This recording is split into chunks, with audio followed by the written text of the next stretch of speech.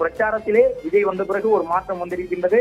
பிரச்சாரத்தில் பேசக்கூடிய வார்த்தைகளில் விஜய் ஏற்படுத்திய மாற்றத்தின் காரணமாக அரசியல் கட்சியின் முக்கிய தலைவர்களுடைய அறிக்கைகள் கூட இப்பொழுது அந்த பாரம்பரியமான மரபு முறைகளில் இருந்து மாறி இருக்கின்றது. கடந்த ஒரு 6-7 மாதங்களுக்குள்ளாக முக்கிய அரசியல் கட்சியினுடைய தலைவர்கள் விடுத்திருக்கக்கூடிய அறிக்கை அந்தந்த கட்சியினுடைய தகவல் தொழில்நுட்ப பிரிவான ஐடிவின் தங்களுடைய சமூக வலைதள பக்கத்தில் எழுதக்கூடிய பதிவுகளை எல்லாம் எடுத்து பார்த்தோம் என்றால் அது விஜயினுடைய தாக்கம், அவர் ஏற்படுத்தியிருந்த அந்த புதிய வகையிலான பிரச்சார துணியின் தாக்கம் இருப்பதை பார்க்க முடியும்.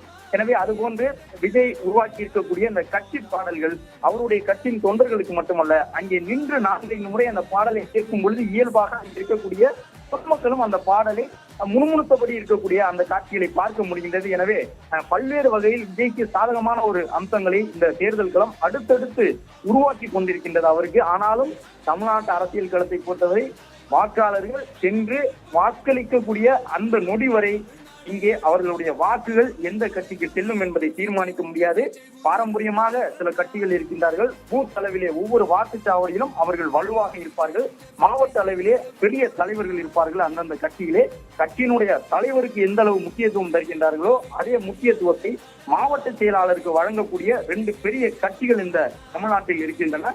எனவே அவற்றை கொண்டு மாவட்ட அளவில் செல்வாக்கு கொண்ட தலைவர்கள் தொடங்கி அந்தந்த பூத் அளவிலே வாக்குச்சாவடி அளவிலே அந்தந்த மக்களுக்கு தேவையான ஏற்பாடுகளை எல்லாம் காலமாக செய்து கொடுத்து கொண்டிருக்கக்கூடியவர்கள் அவர்கள் வாக்குச்சாவடியில் நின்றால் மட்டுமே அந்த வாக்குப்பதிவு நாளின் பொழுது கிட்டத்தட்ட ஒரு 10 முதல் 15% வாக்குகள் மாற்றி அந்த கட்சிக்கு ஆதரவாக வாக்களிக்கக்கூடிய ஒரு சூழ்நிலைக்கு வாக்காளர்களை தள்ளிவிடும்.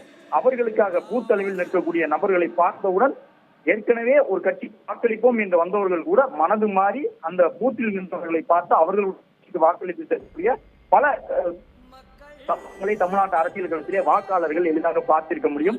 எனவே இது போன்று பல சவால்கள் விஜய்க்கு இருக்கின்றன. தேர்தல் நாளிலே அவருக்கென வாக்குப்பதிவு எந்திரங்களிலே வாக்குகள் பதிவான பிறகுதான் விஜய் முழு மனநிறைவோடு இருக்க முடியும்.